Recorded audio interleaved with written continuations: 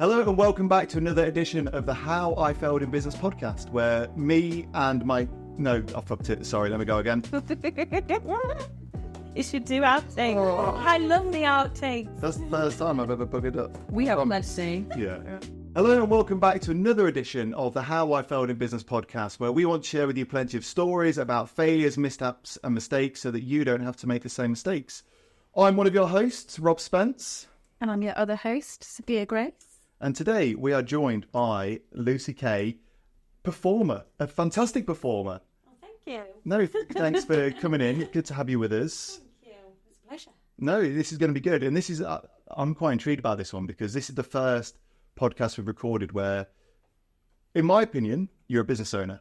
In my opinion, because you own your own destiny, you've got your own career, but not necessarily an owner of a business. But tell us about yourself. Yeah, well, my business is me. That's my voice and what I do.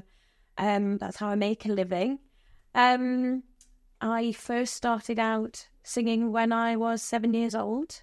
Actually, early age of 2. My mum saw me. It was the radio, and I used to turn the dial to classical FM. And she was, I used to mimic the opera singers and dance around the room. She thought that was weird. And then my sister would turn it straight back to the pop channel. And I kept doing that for a number of times. And I don't think my mum really thought anything into it. And then there was one day I just, had the desire to sing classical music. And it was there from the age of 7. And I just decided that I wanted to be like Charlotte Church. So we got on to singing, and I can talk about that later, but then that's, what led me on to this big, varied career that I've had. I've been on Britain's Got Talent. I've sang Joseph as the narrator. I've sang with Andrea Bocelli. I've done so much, and I'm just name-dropping now, but you have to, so... One day you'll name-drop on this podcast. Absolutely. I said earlier, I peaked now. I said I don't need to do anymore. This is it. Just going back to sort of like your early days singing, 2 things that have kind of really been brought up there. Any reason for the classical music, do we know, or was it? No, not really. I think I must have liked the sound or something. I don't know. My mum always said that maybe there was something that I was always destined to do. And it was, some people have their lives and careers like carved out for them at a very early age, and I'm a very firm believer of that, actually, because why would I have just instantly loved that sound or known how to turn that dial to Classic FM and just go, I love that sound, and then I want to sing at the age of 7, just be like, that's what I want to do. And I mean, my mum was just obviously quite shocked and didn't know what to do. Like, how do you get your child into being an opera singer, really? So, but I joined a choir called Cantarmus. They're based in Mansfield, and they're a 40-strong female choir, and we travelled all around the world. So I did that from the age of 7 till I was 21. Then I went off to music college. So amazing. And I researched some stories about you singing from behind a sofa. Oh, is that right? Yes. It's actually it was a nervous thing. I loved singing, and I liked the fact that I was bringing people joy. But I was terrified of people like watching me. And I had a lot of performance anxiety. It was like I really wanted to sing, but then equally I didn't want people to watch me. And I went through that whole, I think you'll see that on the Britain's Got Talent episode as well in 2014 when I was doing my first audition. I was just petrified. Even though I was at music college at that point, I was still petrified of standing up in front of people.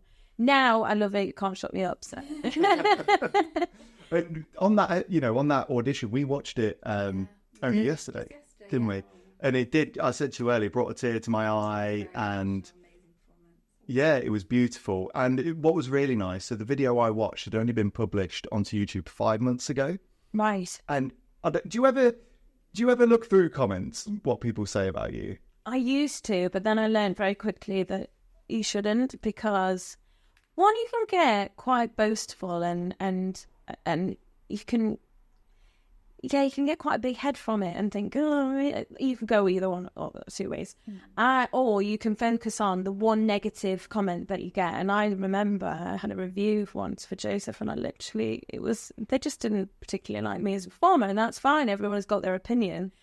And I was so gutted, and I let it affect me so much. But then there was loads of others that were amazing, and they just paled into insignificance because I was gutted. But now I don't care, really. Everybody's got an opinion on something. You can't, not everyone likes Beyonce, so... No one think taste. Exactly, but these comments are beautiful, and so I didn't write them down. They were written down somewhere else, but they were saying, I think this was before the golden buzzer. They said that was a proper golden buzzer moment. People are saying it was making them well up as well, and this girl's got a bright future ahead of her and all sorts. It was lovely. It's so nice, and I do appreciate that, and I probably should, if I'm ever feeling down, have a little look through to just remind myself of what joy I bring probably to others, and even sometimes when I'm not so joyous myself. So, and I do appreciate it. It's lovely, but I tend to stay clear of that just because it doesn't... I don't know. All I need to know is that I'm still doing what I do because I love it and because it is bringing joy. Because the minute that doesn't happen, then you've got to question why you're doing things. Really, it shouldn't be just for the money. It should be, what you're giving others and also yourself. So yeah, and I think going on to your sort of your whole journey, we've got some questions that we do want to ask about Britain's Got Talent. And obviously that journey, and there's been a very prosperous career thereafter with some secondments in between, which we might dig into for want of a better term. But I'll let Sophia take some of the lead for now. So just to sort of go back to what you're saying, obviously this passion began at an early age, but when did you sort of think, I'm actually going to try and pursue this, not just as a creative endeavour, but as a career that I do want to? Definitely when I was at school, I used to get really bad grades for anything like academically. Like I just was not interested. And at the time I didn't realise how important school actually was. And so I did, obviously it delayed me on getting to college at the time everybody else was, because then I had to catch up and redo some of my GCSEs. But the thing was, I got top marks in my music and my performance. And everything else, and they were just like, but I knew that this was what I wanted to do. I had no interest in doing any other work experience in any other field. I wanted to be in theatre, but I ended up having to go to a school and teach. And I remember being so embarrassed because it was I think it was maths. I hate maths with passion. I was thinking, if you've got a calculator, great. It's fine. That's my friend. And I remember this little girl asked me, what's this times this? And I was like, oh, it's this. It was wrong. And the teacher came and she was like, no. Like, that's wrong. Don't listen, that's wrong. And I was mortified. And then I was like, oh, gosh.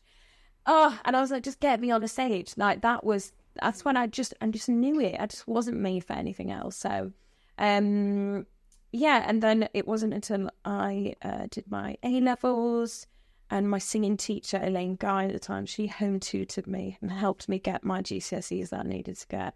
And she is one of the most influential people in my life. She is amazing, and I'm still in touch with her. I'm having singing lessons with her just before I go off on my next work contract, and she's just amazing. She's been a real staple figure in my life. To one, I have to thank you, because she is I wouldn't be where I am without her, actually, because she saw something that that obviously I couldn't do this on my own. So she saw something in me and helped me all the way, and it's just I've got a lot to owe that lady. Yeah. It's amazing. It's fantastic. Well, I feel you, because maths is also my nemesis. I didn't pass, this is embarrassing for me, I didn't pass my GCSE maths until my final year of A-levels. Yes. And even then I only got C. Oh, but it's the same, because I had to do that as well. But I did it twice. And the first time I did it, to resit it, I actually got the worst mark than I did previously. I actually just sat there and was like, I'll do this. I refused to bet. I cried. But no calculator, who needs anything else?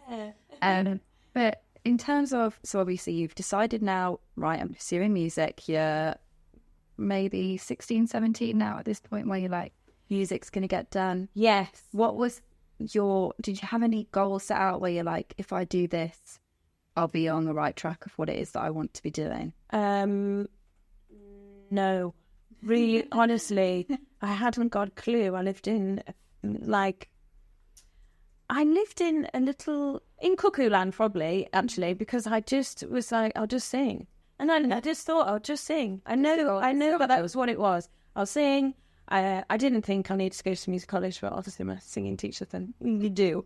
How are you going to, so I was like, okay, I'll do that. But I still, even when I went off there and I was 21, I was doing the classes and things, and we were doing composition, we were learning languages, we had to write composition pieces for orchestras, and I was like, oh, this is so boring. I just wanted to sing, and couldn't understand why I was not just singing 24 hours a day, and it really did annoy me. And I don't know, it's a weird thing, because I just didn't want to put in it's really bad. I didn't want to put in the kind of technical work or anything. I just wanted to stand on stage and sing from the heart. And it was just an overbearing feeling that I had to do. And I remember my teachers being like, you need to know how to sing technically because this is how opera works. You need to be able to do this for your stamina and stuff like that. But also we had improvisation classes, and also interpretation classes. So I sang a song, and I remember my teacher at the time, she was sobbing. She was like, that was amazing. She was like, please tell the class how you interpreted. So I did. I told her how I thought this song went. And she was like, no, that's wrong. She was like, it's about this. And I was like, but you felt this. And that was my reasoning is, if you don't know anything about opera, you don't know anything about classical music, and someone's singing in a foreign language, it doesn't matter. Because even if you don't understand, you can still feel something. You can feel like a memory. It takes you to a completely different place, or it reminds you of a loved one or something. And if that's what I can do for you, then job done. And that's all. So sometimes it's very naughty. Sometimes I just sing songs without actually knowing. I know the basics of it, but I actually just sing it because I love to sing. So I'm probably, I don't know. I'm not a fake, but I feel like really I was not really selling myself. Really, I just don't feel like I'm selling myself that well, but I don't really care about the technicalities of it. Yeah. I just love and have that passion. So if you feel it too, then we're on the right tracks. Yeah. But I think we've had these conversations, I see music as art, as many people do. And Really, you're a massive art fan. Massive art fan. I'm a massive art fan. And we've discussed this before, the art is in the eye of the beholder to a degree. You feel the emotion from what you see, Absolutely. I could feel the eyes of judgment on my collection. What did you say my collection would be called earlier? Pornographic nonsense, I think. Yeah, pretty much. With Dale Black, weird young girls, and sex posters. Oh, no. Yeah, I just like to make clear that it's not my collection. It's about 80%. It is. It's about 80%. Yeah, but yeah, we're very much. We've had a lot of off-camera conversations about the interpretations of art, and I think that is what we both find the most important. We've got let's call them diverse collections. Diverse, yeah. Good way. That's a good way of putting it. As diverse music tastes. Yeah, mine's better though, 100%. Of course. Yeah. Well, it'd have to be. Your band's in there for you, and I would never touch it. So. True. That's true. So what was the kind of what's the word I'm looking for? What was the intention of applying and auditioning for Britain's Got Talent? Where did that idea come from? Well, I didn't initially go for that off my own back. Okay. There were scouts that came into our music college at the time. So it's all very much, a lot of people do audition off their own backs, but there is a lot that is scouted. So they wanted a classical singer for this particular season. And before that, the season before, they had Jonathan and Charlotte, who were in a duet. This time they wanted a solo female artist. So, do you want to audition? And I said, oh yeah, okay, I'll go for it. I had to prepare 3 pieces: classical piece, a pop piece and a crossover, and it was just a really bad audition. I just thought it was the worst thing I'd ever. I got really nervous, and at this point, I'm still nervous. I'm nervous about myself as a person, let alone my voice. It's just, and people watching me. So I just thought, well, that's it. I've shot it. I'm never going to get my dream of just... But I mean, to be fair, that wasn't my dream. It was just... I just thought, actually, that could catapult me to where I wanted to go. Oh, well, I'll just try the opera route and continue at uni. And then I got a call back like 2 weeks later. I was in the bath at the time at the phone, and they were like, we'd like to invite you for an audition for the judges round. And I screamed. I was like, oh, my gosh. And then, and then I went, and it was, I don't think I would ever do that now, because I think I must have been bonkers. It was, I think it was 11 million people watched that. Yeah.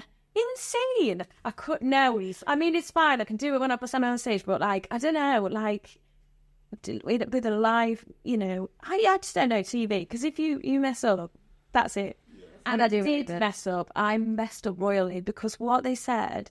They don't show you in the actual episode is that they got me to sing a crossover song first, which was Who Wants to Live Forever, but it was too low. They gave you the backing track for it, so you have to go through everything that's loud on the TV. It's too low, so I'm there. And sang it, and then Simon put his hand up and he was like, "This is a really bad audition." I was like, "What?" So I'm so nervous, and you see that because I've already sang a really bad song. It's so low, and I kept telling the producers this is too low for me to sing, and they wanted it because it might be good for TV. So they do things in a certain amount of way that you are put in a very compromising position. Luckily enough, they didn't show that bit on, but they did show the bit where because he said, they didn't show this bit, but they said, well, you need to choose another song, and I was like, oh well, Visidarte, and he said, oh, I don't know that one, and I said, I know, but please, I think you'll like it. He went, well, on your head be it. And that was the conversation I had in front of all these people and on TV, and I was like, oh my gosh. And I was so nervous that then obviously I'm fidgeting, and then I go to sing it. But then they're supposed to cut it off after about 30, 40 seconds. They didn't. They carried it on. And that was one of my backup songs, which I only learnt half of it. So actually on the YouTube clip that you've seen probably, I make up some words. I literally don't know what I'm singing. It could have been pasta orientated. I don't know. I was like, oh my gosh! And I just make it up and just sing from the heart. So whatever came to me, I just sang. But they loved it. They ain't got a clue. They ain't got a clue anyway, because it was in Italian and made up language. And it was fantastic, but also not for me, because I didn't realise, because it just carried on. And yeah, and then they all stood up on their feet, and I was like, wow, liked it. So, but if you do go through the comments section very early on, that's when obviously I will not ever look again, because they're like, she's not even singing the right words, and it's all the opera buffs like, this is terrible. It was amazing, because I just thought, well, there you go, you've got the Joe blogs that don't know anything about opera or classical music or Italian, and I've just basically lied to them, but I brought them to tears. Yeah So I must admit, I do forget my words quite a few times, like in my career. I have. It's fine. Even in Joseph, I was like saying the brothers' names, and you just get stressed. And I was supposed to say, is it him? And I was like, it's got to be a name. And I was thinking Zebulon, and I went, is it Zip? Just stupid. It's just things that you just, oh no. And then people said that, just do that, or no, keep that. And then the rest of the cast are like, what happened? So, but yeah. It was amazing, and then obviously the feedback from the judges and the audience was just insane. And then I believed in myself a bit more, so I felt even if I do sing made-up words, they loved it. Well, it's not so bad. Yeah. And it's I think we've all seen Britain's Got Talent. They're very clever at editing, aren't they? Yes. They know how to edit clips up. They know what the audience want, and I don't know if we're allowed to kind of share some clips. I'll work out the whole copyright behind the scenes and stuff. We'll work it out. But, you know, you go on this stage and you're quite evidently nervous. Yeah. You know, there's some shaking, some kind of fidgeting and such. And then you come out with this most beautiful voice. It's the most gorgeous voice, and everyone's rooting for you. And you get a standing ovation at the end. I mean, what were the emotions, you know, when you finish there, you finish singing about, you know, Thomas the Tank Engine, whatever words you chucked in there. How did that feel? Thank goodness that's done. That's how I felt, but also it was thank goodness that's over, because I literally thought, oh my gosh, it felt so raw. Emotions were amazing because I was loving it, but also I was absolutely terrified because I knew that the song was going on and I didn't know the rest of it. I was freaking out. But then to see that audience acceptance of me was a pivotal moment, actually, because I had a lot of insecurities, a lot of problems, and I didn't really believe in myself a lot. And I mean, I must have to go on that programme, though. I must have had that fight in me to do something like that, because I even look back now, I was like, I was in not a position where I should have actually done that. I don't think. But, you know, everything happens for a reason, and I was meant to do it for whatever reason, and so it was amazing. Yeah. And I'm a big believer in that. And, you know, I think when everyone looks back at their life and the decisions they've made, even for the business, I look back and go, why the hell did I do that? Like, it's so out of character, but it's worked, and it played off. So, obviously, how intensive was the whole BGT? How many weeks did it go on for before the final? No, before the final. So we had 1 week before the final. So it's very fast. X Factor goes on for ages. Right. With Britain's Got Talent, you don't even have time to turn around. It's insane. So I had a week, and then the final, and then, I mean, what they don't know, again, what the audience doesn't know is that I had a totally different song planned for the final. It was Un bel di vedremo from Madame Butterfly, and it was the suicide song where she, you know, she's desperately sad and emotional. And Simon Cowell rang me the night before and was like, this is, you know, not going to work. I want you in a white dress. I want you to look angelic, and I want you to sing Nessun Dorma. And I was like, a man song the night before, and I was like, oh my gosh. And he was like, I was like, do I have to do it? And he said, you don't have to do it, but it's my show. Oh, yeah. And I was like, okay. And he went, but no, it's up to you. He said, but I know. Just trust me. I know. It's my show, and I know how this will go. So, and do you know what? He was right. And I really disliked him at that point, because I thought, I've got to learn this tenor aria. It's not for a female, but what the hell, I'll do it anyway. And I was just panic learning, and I don't do well in those situations. I hate that. So, but I knew I had to trust him to go for it. And because everybody knew it from Italia 90, that it was, you know, it was a big song, and if a female can crack that, amazing. So I did, and I got to second place, and he did know what he was talking about. As much to my, and I wasn't happy. But now, later on in life, I go, he was right. He was so right, because if I'm like, what is this? What is this? Like, nobody would know.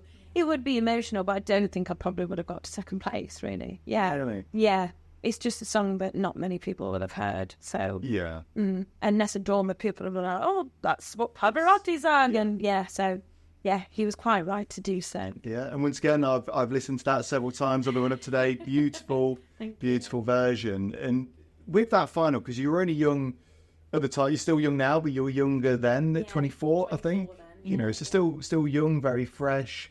On that night of the final, you had beautiful earrings in on that night, by the way. They looked gorgeous. Oh. When I say I do my research, I do my research. I don't even know. Yeah, have a look later and you'll see what I'm talking about. They're lovely. Yeah. The emotions and the nerves must have been... Oh, I was terrified. And also, like, you know that you could potentially win, or this could potentially be still, if you didn't win, life-changing. And also, you know that, I think it was for the final, it was 11 million people were tuning in. And you know if you... And I went on voice rest because I was losing my voice because of trying to keep singing this tenor. It was quite high set for the female voice, and they didn't change the key for it. So I I was on voice rest for the rest of the day, and I was just nervous because I was thinking, what if I forget the words? What if I forget the words? Because that's something with my anxiety that I had quite a bit of always managing to make myself forget the words because I was convinced I was going to forget. And so I made myself, like, if I just had that, oh, it's fine, what will be, it would just be, you know, because as we're speaking now, it just rolls off the tongue, doesn't it? But if I really think about it, I'll mess up. So I really had to put myself in a place that was, I don't know. I don't know. I actually can't remember what I was thinking about at the time. Just, I was sheer terror.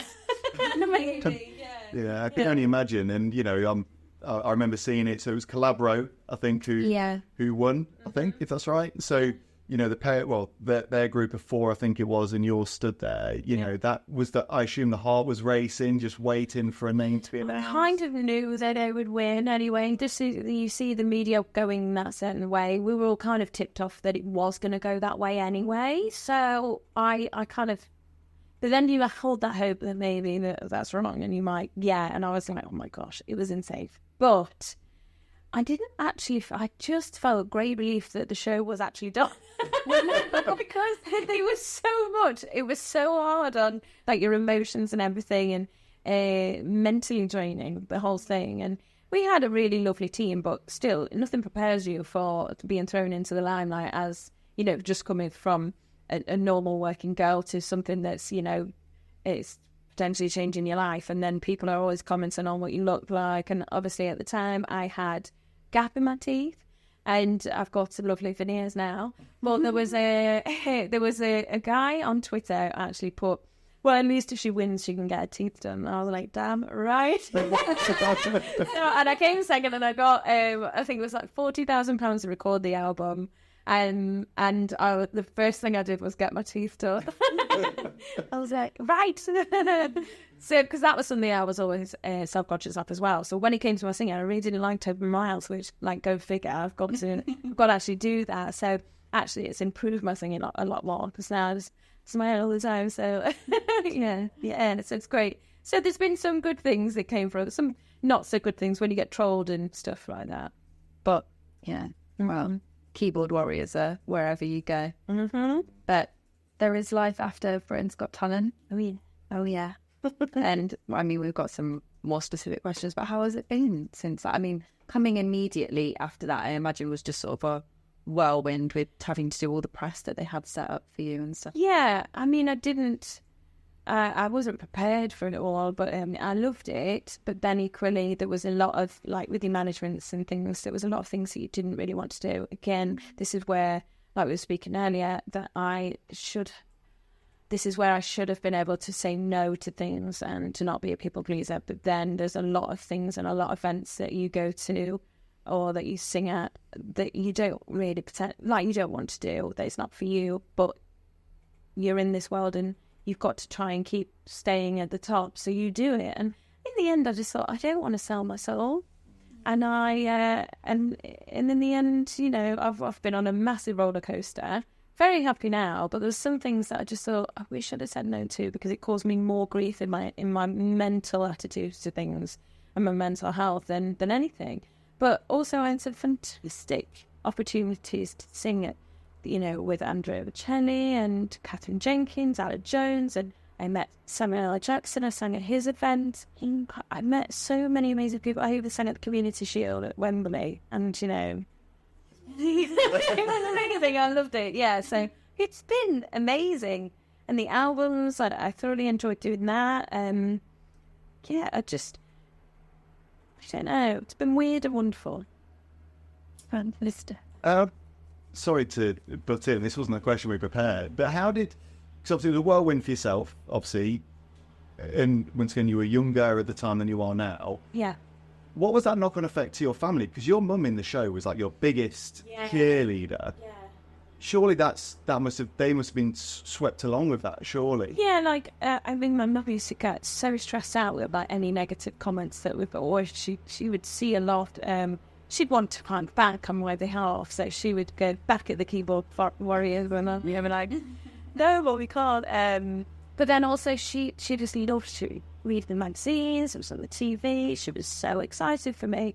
But I think, you know, took a toll on all of us to see what, you know, the heights that you can get, but also the lows that you can get. So, but she's so champions me now, like, you know, if not more now than ever. And it's brilliant. The family was so supportive, and it was nice. And yeah, it's just has been amazing. And it did bring the family closer as well. So good. Yeah. Good. Like today, which we'll come on to later, Yes. I guess. But we'll take a little short break there just to give the camera a little rest, and we'll be back in a second. Sophia, it's awfully kind that I, as the owner of Paragon Sales Solutions, have sponsored this podcast. That was very generous of you to do. Honestly, sometimes my generosity knows no bounds. But what do you know about Paragon? Well, I know quite a bit about it since, you know, I also work at Paragon Sales Solutions. What's your favourite activity that they do?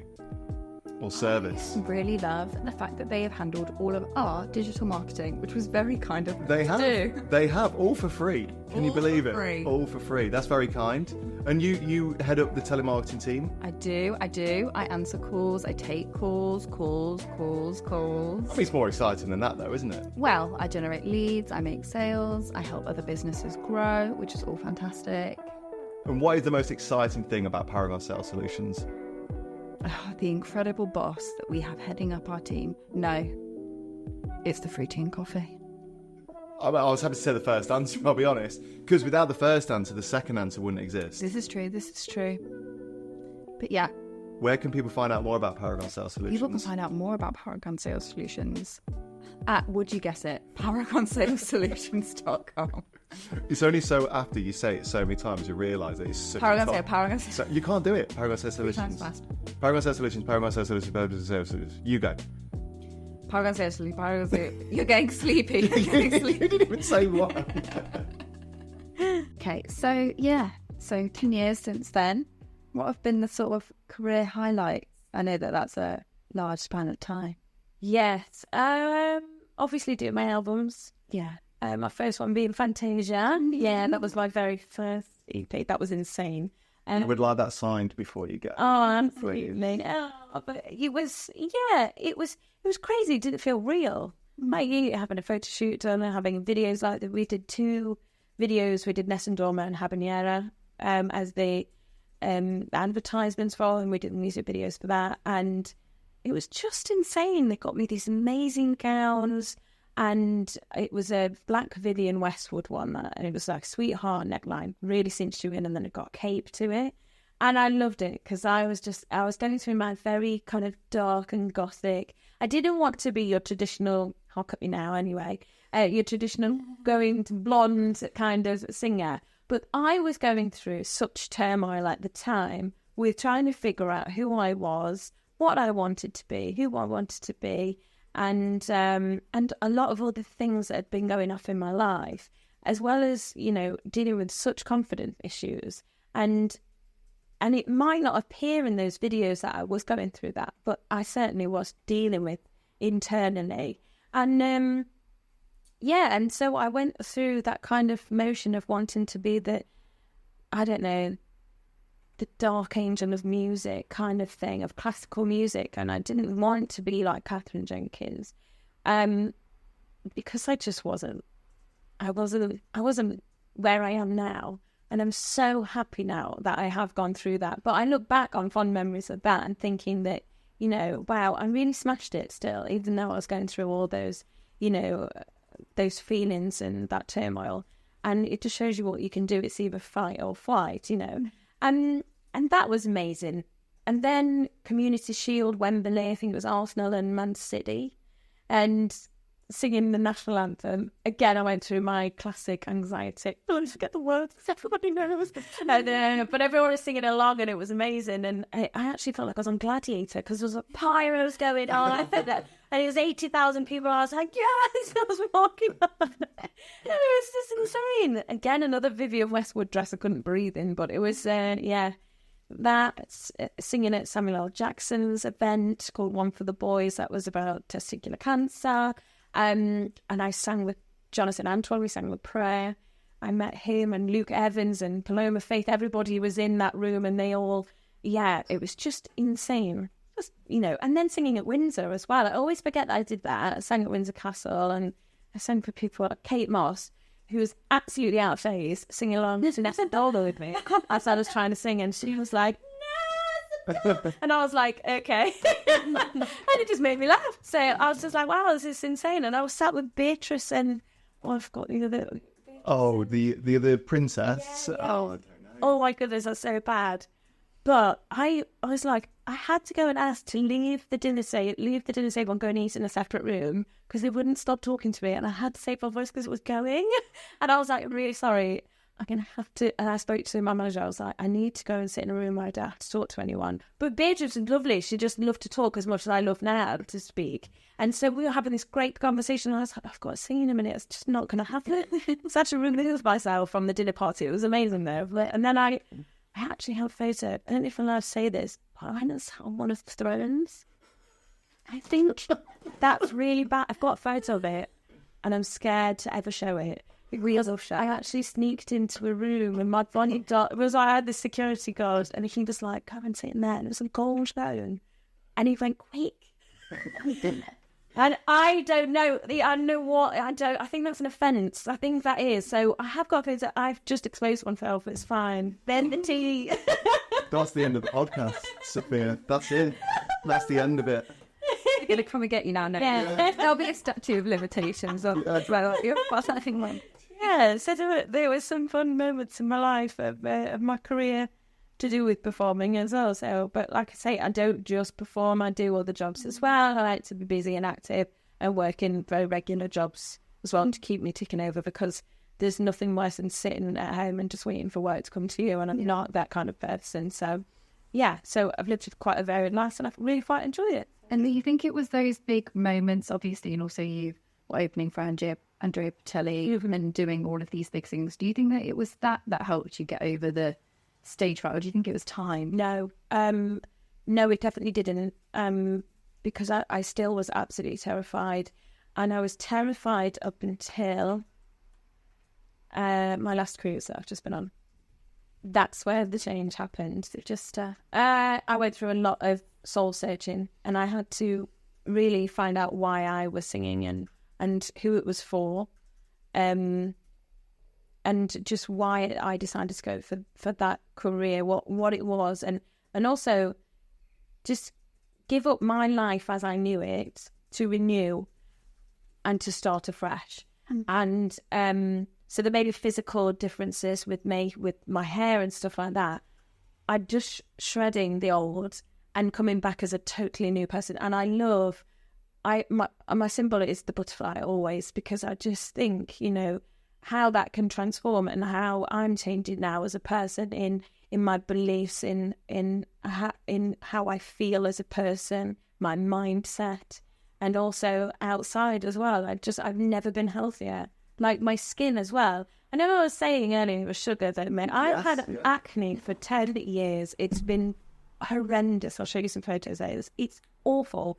And it was literally everywhere. And like this big cyst, and I was constantly putting makeup on because I was singing on stage, you don't want it. But as soon as I started to really take care of myself and my well-being and my mental health, and stop with obviously sugar and things like that, but also just my mindset, it's gone. It's completely gone. And now I literally just think, well, why didn't I do that earlier? Literally. Yeah. All my career, I've literally struggled with so much, and now I'm living the best life I can. And I've gone through the bad. There's been so much bad, but it's where I'm putting myself. And I've just realised that the journey I'm putting myself on is down to no one but myself. So being a people pleaser doesn't appease me anymore. Saying no when I can is a great source of comfort to me now, because I know I'm in control. And I've had to learn that even now, just working at a gym for temporary time just to help out and just to keep me sane, I've had to learn to say no. And that's incredibly hard to do. But once you do it, you feel very liberated. So, yeah. There's nothing wrong. It's probably the wrong word. I don't think there's anything wrong with that selfishness and putting yourself first. There's so many sayings, you can't fill from an empty jug. if you're on an airplane, you're supposed to put the air mask on yourself first instead of anyone else, because you've got to look after yourself. And I'm in big agreement. I think there's a direct correlation between nutrition, exercise, and mental health. They kind of form a tripod, in my opinion, and you can't fix one without trying to fixing another. They all work together. It's just like cogs, now how they turn. If one's broke, you're not going to get anywhere. It's like your car. It's a great analogy. You know, you have to sort this out before you sort everything else out, because that's like your engine of your car. If that doesn't work, your car isn't going anywhere. And that's what your body is. And 100%. I heard an analogy recently using a car as well, and they said, look, if you were 16 and you could have any budget in the world to buy you one car, but that car could only last you for the rest of your life, what car would you go for? And they choose out a car. They say, so now you've got that car, that's got to last you for the rest of your life. So what would you do? Would you put in the best possible oil? Would you give it the best possible fuel? Would you clean it every week? Would you look after it? Would you change its tyres? For a car, we would. Yeah. But for ourselves, we neglect ourselves. You know, like you say, you know, I could talk for hours about the dangers of sugar and the over-enthusiasm of sugar in everything that we eat, you know, to a degree dairy as well. I mean, we're sat in front of a bar, but alcohol to a degree a little bit, you know. But there's so much, you know, there's so much. I will say, though, I think me pursuing my physical health has actually been a detriment to your mental health. Don't really want to talk about it, to be honest, Sophia. So I'm, obviously, as you can tell, I'm an avid gym goer. Yes. Okay, and obviously it's understandable. And so you and Connor have recently are going. Started a new health kick. Yeah, so they go to the same gym, right? So the first time, this was about a week or two ago, I'm there. I'm absolutely killing myself on the treadmill, right? I'm leaving nothing left. I knew they were going to be there, so I needed to, like, really impress, right? So I've done a big workout, and I've literally killed myself on the treadmill. They come in. Sophia literally looks at me, right? Looks at me. And so the gym is crowded. I wave really like a sim, like, and she just blanks me. And then momentarily thereafter just walks in front of me on the treadmill without even saying hello or anything. I have made this argument. When I'm in the gym, You're doing your own well. I'm trying so desperately not to look at anyone. Yeah. Because I don't want to make them conscious and be rude. So even if I'm looking, I'm scanning. Actually, I'm not staring. Yeah. I get that, though. And I do get that. I'm really, really not looking at him, because I would never. But I understand how it must have looked. And made only worse by the fact that we went back to the gym. Just on Monday. On Monday. And did the exact same thing. I was literally on the treadmill again. She looked at me. This time I didn't wave because I was in full-on sprint mode. But she still looked at me and I got nothing. Yeah, and I just get a message saying, I'm heartbroken. Oh. Yeah. I think it stems down to a lot of childhood trauma, being middle child, you know, so I always need that attention. You know, so it brought back some triggers for me. So if anyone sees Rob at the gym, ignore him. No, just come and talk to me. Come and say hello. Just come. No, but it's that thing. It was like someone waves and then you don't realise that it could be that person waving at you. But so many times I've had someone wave at me, I've waved back, and it's not that person. And you're like, oh, I don't know that. And it's someone behind you. And you're like, oh. I'm trying so hard not to stare at anybody. And so I've not even looked at you long enough to realise that it is you. It's all right. It's okay. I've spoken to my therapist now. We're all okay. We're all fine. We did say we were going to have a press-up-off. We did. Today, but I don't think we've got the room to do it. It's a little small on bits. No, I was going to say we'll have a drink. I mean, yes. I'm open. I'm open to it. So, in terms of your career now, I know you're going off on a cruise again very soon, which I want to talk about, you know, but you've done Joseph and the Technicolor Dreamcoat. As I said upstairs, I was brought up with that. So, you know. That was our childhood, wasn't it? Yeah, I think my mum's was in it at the Haymarket Theatre when she was younger. Yeah, if memory serves. I could be wrong, and maybe I need to fact check this. I'm sure my mum's got a photo of her with, what's his name? This is going to turn into another rubbish Rob story. The guy from Love Actually, Hans Gruber. No, Hans Gruber in Die Hard. Someone help me out. Rick. Anyway, a famous actor. And that's a rubbish story. Wait. Oh, not the guy from Harry Potter. Yes, Snape. Oh, Snape. Sorry. Snape. What's his name? Rick. Rick, producer Molly is going to research. I'm sure she's got a face for that. But I was brought up with that musical on Something VHS. man. Rickman? Alan Rickman! It's not Rick. That was amazing. Rickman. Oh. Alan. That's it. Alan Rickman. Yeah, it's not Rick. Alan Rickman. So yeah, I'm sure she's got a face for him. Yeah, no, I bet he was in Die Hard, but not that he was in Harry Potter. Oh, I forgot you were Snape. I forgot it was Snape. I know. I'm sorry, but yeah, I was brought up with that. I still remember the VHS version of it with Donny Osmond. You know, I still think I can belt out. Oh, I loved it. That was the best, though. Hope they don't redo that again. You know how they're redoing all these movies? Yeah. Like they did Cats, and that was Good enough alone. a disaster. So, no, unless I'm in it. Then I would do it. Well, that was going to be one of my questions. A, do you have a favourite musical? And secondly, what is like your dream role? Oh no. Just silence. They're making Cats. Yeah, actually, they've just said this.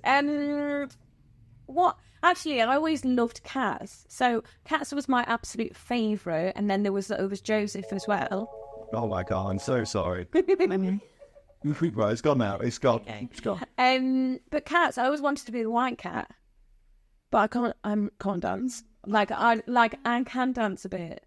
My partner would say, can't dance properly. I could try, but the thing is, like, it's fine. I can move, but I'm not a dancer. So that part I will never get in my entire life, because she's like, she's really bendy, isn't she, and slender and ballet dancer. So yeah, obviously not. I'm a baby elephant when it comes to dancing. So, but then I always wanted to be a narrator, and then I got to do it. So that was amazing. And then I'm just trying to think. There's like Les Mis I've always loved. Phantom of the Opera. But I went for an audition for that, and they said I was too buxom, and I didn't get that role. But they said I could come back as Carlotta, so it's just missing then for a second. So I was like, great, thanks. So I've not been back to do that, but anyway, yeah. So who would you play in Les Mis? Who would you? Effany. I would love to. Yeah.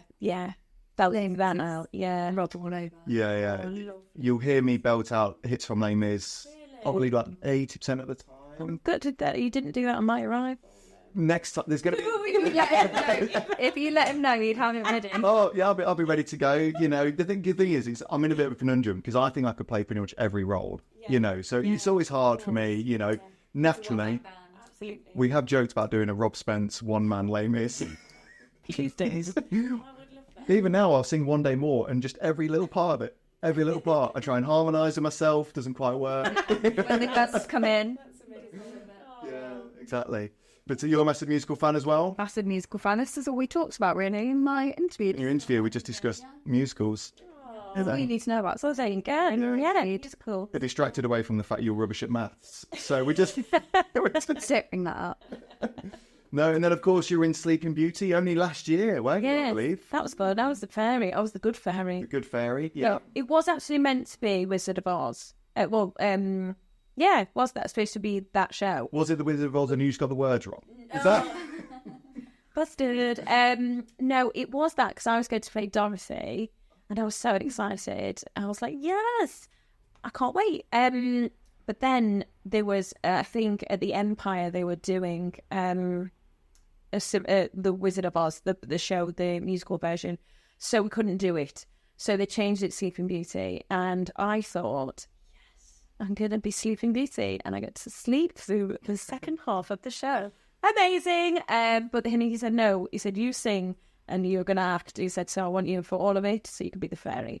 So that's fine. I just thought I was going to get rest. Because, like, in the last one I did was Snow White, and I thought, I'm going to eat the apple, second half, I'll be asleep. Yeah. But I died for literally, like, 2 minutes. So, yeah, they're making the most out of what I can do, of my talents. So it's fine. But, yeah, that was fun. That was with Katie Price. It was, yeah. She was playing the bad fairy, which was hysterical. She's actually really good at the bad fairy. And she gets a bad rap all the time. But she is a wonderful person. She's lovely, and the press do kind of pound her so much. But I have to say, she's one of the most wonderful mothers to Harvey. Like, she's so good with him. She's incredibly good with any children that's got any disabilities. And when we did a lot of photos and meet and greets, we were obviously ourselves are very lovely with the children, but sometimes we're taken back by not knowing exactly how we could be. And she just goes straight in. She treats them like, obviously we were treating them like normal people. They are normal people, but you're just a bit tentative because, it's just one of those things. But she just goes straight in and she just leads the way. And it was fantastic. And to see her with Harvey. And Harvey got on stage and he did a little song and the audience went crazy for him. It was wonderful. Yeah, so it was really lovely. And to be on stage with her as well when she decided to ad-lib and just go crazy. That was, because we did do an adult night as well. Well, she thoroughly enjoyed that, and so you never knew what was going to come out of her mouth. And even sometimes I was a little taken back. I was like, okay. She loved it. So, and so did the audience. So it was great. Yeah. It was weird, wonderful. And how did you find this schedule? Because that would have been chaotic, wouldn't it? Surely. Yeah, I mean, it was intense. I think we had a week's rehearsal. And then we went in for 3 week shows. So learning all of that, the songs and the dance routines and everything, and putting me and Katie Price, who are not the best dancers, in together, trying to do a dance sequence was the most painful task, I think. Most hilarious. In the end, the choreographer was like, just walk. Just walk back and forth. You'll be fine. So, and step touch. That was it. So it was it. Yeah, it was hectic. It was crazy. It was in Liverpool and we went to Jelly Studios. I got a bus there every day. But it was quite nice, but the weather was just awful. It was so windy. We had that really bad wind. And it was just insane. But it was lovely. The audience, it was always packed. It was good fun. Oh, amazing. And now you're back on with Viking. Yes, doing my second one with Viking now. I just love singing the shows. We're doing a lot more shows now. We're doing ABBA and Beatles. So obviously, yes. So get my ABBA on. Love that. And then we're doing Coast to Coast. So it's we're doing a lot of Elvis stuff in there as well. And we're doing Elton John pieces. I'm trying to think what else. We're singing a lot of Rat Pack stuff. And then there's a Frankie Valli section as well, which I love. And I'm trying to think what else we've got. Southern Sounds country show. I am not a country singer, so I love every type of music, but that has to be the most challenging for me. And I have to say goodnight, folks, at the end of and it's just funny because I just can't do it. Do you have to do it in the accent? Good night, folks, and I can't do the accent. And my partner fans will seem to just laugh at me, and the audience have a good giggle. And then me trying to sing Here You Come Again and Stand By Your Man with a country accent. Just probably doesn't translate well. Well, I give it a good try. Which is the right thing. Yeah. And they seem to like it, so and I haven't been sacked yet. So no, it's good fun. And then we do our own shows as well. So I do my opera show, and we've got a really good team. Me, Daniel Ellis. We've got a new guy called Barry who's in as well. And it's just we're going to be on for 8 months this time. So we start off in Norway and finish in New Zealand, and I'm going to Hawaii and Bora Bora. I'm excited. I'm excited about the whole thing. Yeah, so I get a mini holiday as well. Not mini, really, in 8 months.